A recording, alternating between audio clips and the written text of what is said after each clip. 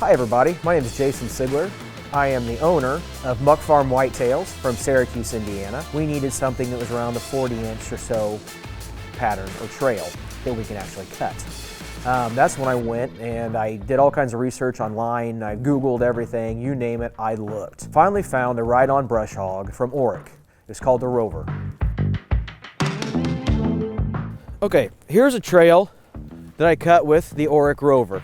You can see it's narrower, which fits in. The deer love it.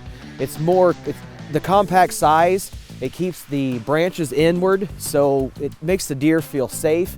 The movement, you can see how much movement's gone through here. The movement's triple, probably 4 times what it was on a wider path. When we cut through here, you notice it keeps the top of the trees from getting cut, so it shades the deer, makes them feel safe.